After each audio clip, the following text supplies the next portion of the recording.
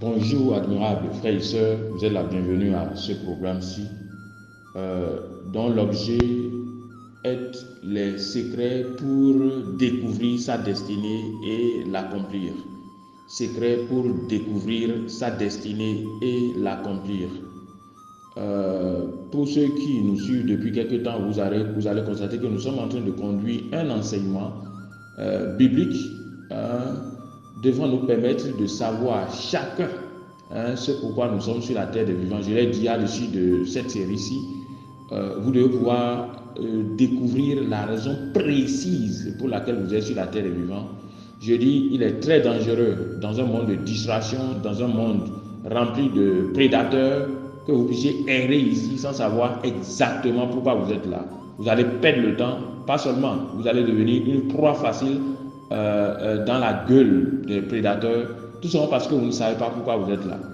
Alors, donc, mon but, c'est de permettre à quiconque m'écoute de pouvoir savoir, de connaître avec précision sa feuille de route, de pouvoir disposer de sa boussole pour bien évidemment s'orienter, se conduire dans les chemins de la vie. Donc, suivez-nous si vous êtes à la recherche du but précis pour votre vie, si vous voulez un sens à votre vie, si vous voulez savoir avec précision à quoi consacrer les décennies qui sont encore devant vous, vous êtes au bon endroit. Alors, donc, nous sommes en train de voir les secrets pour découvrir sa destinée et l'accomplir. Secrets pour découvrir sa destinée et l'accomplir. Et dans une première partie, nous sommes en train de voir les principes pour découvrir sa destinée. Dans une deuxième partie, nous allons voir les principes pour accomplir sa destinée. Pour ce qui concerne les principes pour accomplir sa destinée, nous avons vu déjà un certain nombre de choses. Nous avons vu la réalité du plan de Dieu dans le premier chapitre. Dans le deuxième chapitre, nous avons vu les bénéfices liés à la direction divine ou alors à la découverte de sa destinée. En dehors de tout ceci, dans le troisième chapitre de cette première partie, nous avons commencé par voir les 8 P, ou les 8 clés, ou les 8 principes pour découvrir sa destinée. 8 P, pourquoi? Parce que chaque mot a commencé exprès par P pour que vous puissiez retenir l'essentiel. Ce sont là les 8 principes qui, appliqués à votre vie, doivent vous permettre de résumer votre appel, votre vocation, ou alors votre destinée, ou votre raison d'être sur la terre en une seule phrase. À l'issue donc de la série, vous devez pouvoir nous résumer en une seule phrase la raison pour laquelle vous êtes ici, et là vous marchez avec précision. Donc c'est le but du décryptage de ces 8 clés, 8 P ou 8 principes pour découvrir votre raison d'être sur la terre. Donc par rapport aux 8 principes, aux 8 P, il s'agit donc de la prophétie personnelle. Nous l'avons dit, la prophétie personnelle, c'est quand Dieu veut faire quelque chose dans votre vie, vous devez pouvoir être en informé. Parce que la Bible dit que Dieu ne fait rien sans révéler le secret à ses serviteurs et prophètes. Et je dis, le premier prophète de ta propre vie, c'est toi. Donc, si Dieu veut faire quelque chose, il va impérativement te le révéler, soit directement, soit par l'intermédiaire de tes parents, soit par l'intermédiaire d'un proche, ou alors d'un prophète. Donc, il le fera à coup sûr. Peut-être que tu as de ces informations, mais tu ne prêtes pas attention. Il faut faire attention un peu à ces prophéties personnelles. Alors, le deuxième principe pour découvrir ta destinée, c'est le potentiel. Le potentiel, ce sont là les ressources innées et dormantes. Ce sont là les capacités ou les aptitudes innées, mais qui sont encore dormantes, qui sont à travailler, à raffiner pour pouvoir ouvrir la porte de ta destinée. Il y a un lien intrinsèque entre, bien évidemment, ta destinée, ta destination dans la vie, et ton potentiel. C'est ton potentiel en réalité qui ouvre la porte de ta destinée. Donc il y a un lien. Donc si tu travailles bien ton potentiel, tu dois pouvoir accomplir la destinée. Donc l'une des clés pour découvrir ce à quoi vous êtes appelé dans l'avenir, c'est d'abord ces ressources innées en vous qui ne sont pas encore bien développées. Si vous les développez, ça va devenir un levier que Dieu va utiliser pour accomplir ta destinée. Donc les ressources en toi révèlent déjà ce que tu dois devenir. Comme je l'ai dit à plusieurs reprises, comme la semence peut révéler la nature du fruit, Ainsi, le potentiel peut révéler les dons qui sont, que vous avez ou que vous aurez si vous les développez bien, si vous développez bien sûr le potentiel, ou alors la destinée finale, votre destinée finale. Alors après ça, nous avons vu la passion. On a dit que le domaine dans lequel vous êtes appelé, il y a une passion particulière, il y a un désir qui vous porte à pouvoir parfaire non seulement le potentiel en vous, mais encore à arriver jusqu'à cette terre promise. Donc il y a un lien entre votre passion et votre passion et votre destinée. Donc la passion peut vous permettre d'avoir une idée de l'avenir. Vous comprenez un peu? Donc votre prophétie personnelle peut déjà nous permettre de savoir exactement ce à quoi vous êtes appelé. Votre potentiel en dit long sur votre avenir. Votre passion en dit long sur votre avenir. La protestation sainte est la quatrième clé que nous avons étudiée ici, qui doit vous permettre de découvrir la destinée. La protestation sainte, c'est quoi? C'est cette colère sainte qui s'élève de votre cœur. Qu'est-ce que je veux dire? Si vous êtes appelé à changer quelque chose dans la société, si vous faites attention à vous, au fond de vous, il y a une colère particulière contre la chose. C'est comme si cette situation déplorable ne doit pas durer pendant longtemps. C'est comme si aussi longtemps que vous vivez, cette situation doit pouvoir être renversée. Et ça, c'est propre à vous. Si vous ne faites pas attention, vous allez penser que tout le monde a la même haine vis-à-vis de cette situation politique, a la même haine vis-à-vis de cette situation sociale, a la même haine vis-à-vis de la situation des orphelins. Vous vous trompez. C'est propre à vous. Il y a de ces colères qui sont propres à vous. C'était là, inné en vous. Pourquoi? Parce que vous êtes exactement venu pour régler ce problème-là. C'était le cas avec Moïse, qui a dû tuer l'Égyptien qui exploitait l'Israélite. Pourquoi? Parce qu'il était appelé le libérateur du peuple d'Israël. Donc au fond de lui, quand même il n'avait pas encore la connaissance approfondie de Dieu, il y avait déjà une haine sainte contre tout ce qui est l'asservissement ou alors l'esclavage du peuple d'Israël. Donc c'est valable pour vous. Il y a là un cri de cœur, il y a quelque chose, une agonie, il y a quelque chose qui lui fait pleurer au fond de vous.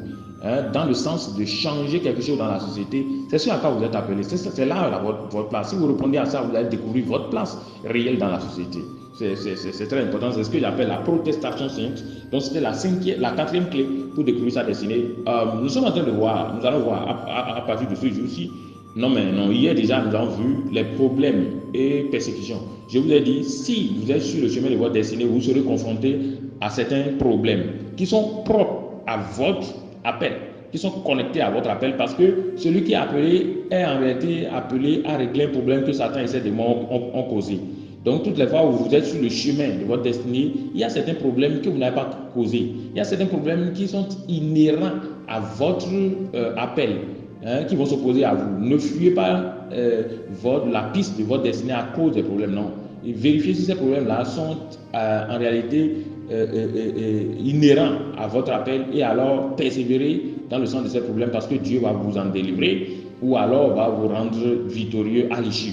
Donc c'est super important. Alors donc nous avons exploré jusqu'ici les 5 P pour découvrir sa destinée. C'est la prophétie personnelle, c'est le potentiel, c'est la passion, c'est la protestation sainte, c'est les problèmes, les persécutions. Si jusqu'ici vous ne vous êtes pas encore abonné à notre chaîne, c'est le moment de le faire, parce que vous aurez alors nos publications suivantes sur la question. Et je parie qu'à l'issue de cet enseignement-ci, votre vie ne peut pas rester la même chose, puisque vous allez vivre désormais pour l'essentiel. Vous allez éviter les distractions inutiles. Donc c'est super important que vous puissiez le savoir. Aujourd'hui, nous allons explorer le 6e principe, ou alors la 6e clé pour décoder votre destinée. La 6e clé pour décoder votre destinée. Et c'est ce que j'appelle la publicité de l'impact. La publicité de l'impact. L'un des critères importants pour savoir si vous êtes sur le chemin de la destinée, c'est l'impact sur les autres. L'impact. Et c'est la publicité, bien évidemment, de l'impact, ou alors l'impact que vous avez sur les autres. Qu'est-ce que je vais expliquer? Je vais vous expliquer ça de façon simple. Si vous avez déjà utilisé les différentes clés actuelles et que vous êtes en train de résumer votre destinée en une phrase et que ce que vous avez trouvé n'a pas pour but final d'impacter les autres, de changer leur vie, j'ai peur parce que soit ce que vous prétendez être votre destinée ou votre vision n'en est pas vraiment une. Peut-être que cette vision-là ne vient pas de Dieu. Ou alors si ça vient de Dieu, vous l'avez mal comprise. L'une des clés pour savoir ce pourquoi vous êtes ici, c'est la publicité de l'impact. C'est-à-dire le but final de votre vision doit être, la finalité de votre vision doit être l'intérêt et le bien-être des autres. Une vision ou une destinée est toujours portée vers les autres. Vous êtes appelé pour ajouter de la valeur aux autres. Donc, si vous avez jusqu'ici utilisé les autres critères et que vous avez abouti à quelque chose d'autre que d'impacter les autres vies, que de révolutionner les autres vies, que d'ajouter de la valeur aux autres, ce n'est pas votre destinée. Vous l'avez mal comprise ou alors ce n'est pas la destinée que Dieu a prévue pour vous. Je ne sais pas si vous comprenez. Donc, c'est un élément super important. Ça peut peut-être permettre de vérifier les autres principes. Si vous finissez à l'issue de 5 là, vous devez pouvoir commencer par avoir une idée de votre destinée. Mais si cette clé-là manque, si ce que vous semblez trouver à l'issue de cette étude-ci ne s'inscrit pas dans le sens de transformer les autres, la vie des autres, d'impacter les autres, d'ajouter de la valeur à l'humanité, vous n'avez pas découvert la destinée. Soit vous vous êtes trompé, ou alors cette destinée-là ne vient pas de Dieu. Toutes les fois où Dieu veut vous donner une destinée, cette destinée a pour finalité de transformer la vie des autres pour le bien. C'est une clé importante. C'est une clé importante. Est-ce que vous me comprenez? Donc c'est super important. Donc la finalité de la vision ou de la destinée doit être l'intérêt ou le bien-être des autres, de même que la valeur à leur ajouter. Donc votre destinée doit être telle que la vie des autres s'améliore ou l'humanité s'améliore davantage. Après votre passage sur la terre, si vous dites que vous avez accompli la destinée, la vie ou l'humanité doit mieux se porter. C'est ça, c'est l'un des critères importants pour savoir si vous avez découvert votre destinée ou pas. Donc avant que vous ne puissiez, avant la mort et tout ça, vous devez pouvoir aujourd'hui voir si ce que vous appelez votre vision s'inscrit dans le cadre de la recherche de l'intérêt ou du bien-être des autres ou bien de la valeur à leur ajouter. Si tous les autres critères marchent et que ce critère-là ne marche pas, vous n'êtes pas dans la destinée. Il ne faut pas perdre votre temps. Parce que le but, c'est d'avoir un résumé. Donc, c'est ce que nous allons essayer de vous expliquer aujourd'hui. Alors, il faut reconnaître que dès la création, Dieu, il y a un principe fondateur de la création. C'est l'altruisme. Un principe fondateur de la création, c'est l'intérêt des autres. Parce que Dieu était assis dans le conseil de lui-même. Il n'avait pas encore fabriqué les atomes de la terre, de l'univers. Il n'avait rien façonné. Et il s'est assis dans le conseil de lui-même et dit, je vais créer. S'il veut créer, ça veut dire que je veux arroser le monde extérieur. Je vais créer quelque chose qui est extérieur à moi. Et le principe fondamental de cette création sera l'intérêt du monde extérieur. Ce serait de bénir le monde extérieur. Vous vous demandez peut-être pourquoi Dieu permet que le soleil brille sur tous les méchants. Beaucoup parmi nous se demandent pourquoi les méchants continuent de vivre. Pourquoi? Parce que Dieu a voulu que ce monde extérieur-là, au-delà de tout, se déroule indépendamment de qui a fait le bien, de qui a fait le mal d'abord. Donc ça fait que lorsque le méchant observe les règles de la prospérité, il sera prospère. Le méchant peut être peut avoir plus de longévité. Pourquoi? Parce que l'intérêt, quand Dieu façonnait le monde, il n'avait pas été égoïste, il n'avait pas été avare. Il a laissé les choses comme telles d'abord. En dehors de ça, il y a les règles fondamentales. Mais la finalité d'abord, en créant le monde, c'est de faire en sorte qu'il avait à cœur l'intérêt du monde, il n'avait pas pensé à lui-même. Et c'est pour cela que la Bible nous dit, dans le livre de Job 34, versets 13 à 15, la Bible dit, si l'Éternel décidait dès le commencement de se renfermer sur lui-même, de retirer son esprit, la Bible déclare que toute la création allait périr soudain. Donc, il n'avait pas voulu ça ainsi. Donc, il n'avait pas fait, vis-à-vis de la création, Dieu a refusé l'égoïsme. Il a préféré l'altruisme. Il a préféré l'intérêt pour le monde extérieur. Et c'est la même chose qu'il a placée dans tous les autres, dans toutes les créations, dans toutes les créatures. Donc, le principe fondateur de toute création, c'est d'être utile pour les autres. Lui-même, il avait décidé qu'il veut créer parce qu'il veut être utile pour les autres. Il ne veut pas être égoïste. Donc, il a mis ce principe dans chaque créature. Chaque créature doit apporter de la valeur aux autres. C'est pour cela que vous aurez constaté que dans le monde entier, toutes les créatures qui donnent de la valeur aux autres sont les plus célèbres. Prenez les arbres. Les arbres ont leur valeur parce qu'ils donnent de la valeur aux autres, en apportant de l'oxygène, en absorbant notre CO2 qui devrait quand même nous nuire, en nous apportant du fruit. Les arbres sont devenus célèbres. Donc les arbres qui font ça magnifiquement et surtout qui apportent certains fruits rares sont les plus célébrés du monde, dans le monde entier. Les animaux les plus bénéfiques sont aussi les plus grands. C'est comme ça que Dieu a positionné les choses. Donc le soleil donne sa lumière et sa chaleur à la terre. Et aucune créature ne retient quoi que ce soit pour lui et pour elle. Et elle offre aux autres. C'est comme ça que le monde est fait. Donc si vous voulez être dans le plan de Dieu, si vous dites que vous avez découvert votre destinée, vous devez avoir découvert que vous êtes là pour être utile aux autres.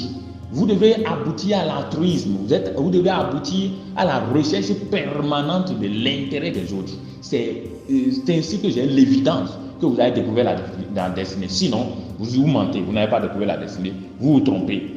Ou alors, ce que vous avez découvert n'est pas le plan de Dieu. Ou alors, même si c'est le plan de Dieu, vous l'avez mal compris. C'est super important. Donc, c'est un élément très très important. Alors, donc tout ce que Dieu a créé, jetez un coup d'œil sur toute la création. Vous allez vous rendre compte que toute créature a pour finalité d'aider les autres. Et c'est une chaîne. Et nous, l'autre créature recevra. Mais moi, mon but, mon essence, c'est de pouvoir rendre aux autres, être utile aux autres. Donc, si vous vivez comme ça, vous vivez normalement. Mais si vous vivez autrement, ce n'est pas le plan de Dieu. Donc, c'est un élément important, très, très, très, très, très important.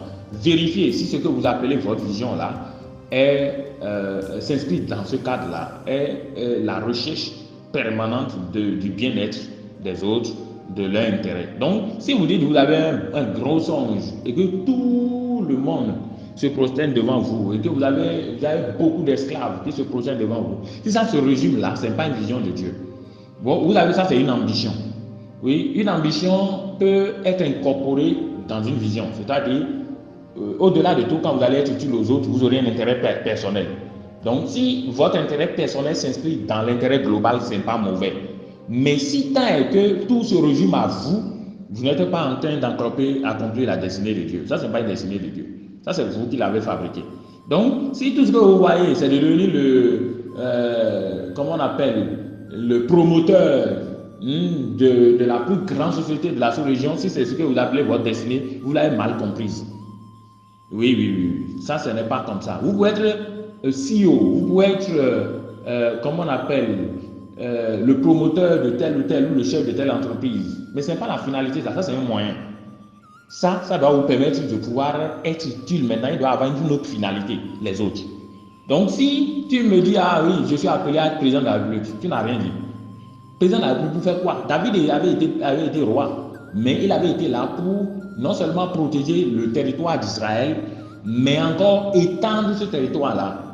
Donc, ça, c'est ça qu'il s'agit. Donc, quel est votre rôle? Ne me dites pas votre titre. Dites-moi ce que vous faites. Et je verrai si ce que vous allez dire est vraiment en harmonie avec le plan parfait de Dieu, qui est l'altruisme, qui est l'intérêt des autres, l'intérêt pour les autres. Donc c'est super important. Vous l'avez compris, tous les patriarches avaient bien évidemment une destinée qui est portée vers les autres, dont la finalité est la publicité de l'impact. Donc l'intérêt n'est pas privé, c'est pas privé, c'est public. Donc l'intérêt est public. Donc la publicité de l'impact ou de l'intérêt. Donc c'est de ça qu'il s'agit. Alors Abraham avait, on a dit que par lui que toutes les nations du monde seront bénies à cause de Jésus qui devrait descendre par lui. Genèse 12, vous l'avez compris. Joseph était devenu le premier ministre. Mais pourquoi? Parce qu'il avait évité à l'humanité entière la famine. Donc sa vision était une vision qui s'inscrit dans la publicité de l'impact ou de l'intérêt. David aussi, on en a déjà parlé. Daniel avait à plusieurs reprises aidé le roi à pouvoir décoder, comment on appelle, sa vision et à pouvoir mieux gouverner. Donc c'est ça que c'est. Néhémie avait rebâti, comment on appelle, avait rebâti Jérusalem. Et c'était pour les autres, c'était pas pour lui. Donc quand il se plaignait au palais de Babylone, il ne se plaignait pas pour lui-même. Donc si vous dites que ce que vous êtes en train de faire là est le plan de Dieu, vous êtes en train de vous plaindre pour les autres, pas pour vous d'abord. Ça fait que les hommes de vision ne parlent pas d'eux. Quand ils sont en présence de Dieu, ils parlent des autres davantage.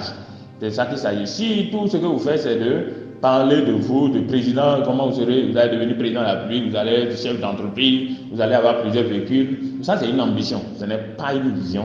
Ce n'est pas, comment on appelle, la destinée, ça. Il doit avoir une autre finalité, qui est les autres. Alléluia. Donc, c'est important, très, très important. Donc, Jésus-Christ avait été aussi appelé pour les autres. La Bible dit, Dieu a tant aimé le monde qu'il a envoyé son Fils unique, avec quiconque croit en lui ne périsse point, mais ait la vie éternelle. La finalité, c'est les autres qui doivent avoir la vie éternelle, qui ne devraient pas périr. Il est venu sauver le monde, pas lui. Vous avez compris?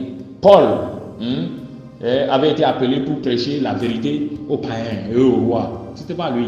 Donc, toutes les fois que Dieu vous donne une vision, ça porte sur les autres. Si ça ne porte pas sur les autres, ce n'est pas une vision de Dieu, ou alors vous ne l'avez pas bien comprise. Donc, c'est ce que je veux que vous sachiez avec cette clé-ci. Pierre, la Bible dit, je te ferai pécheur d'hommes. Pécheur d'hommes, c'est pour sauver les hommes. Donc, c'est toujours pour les autres.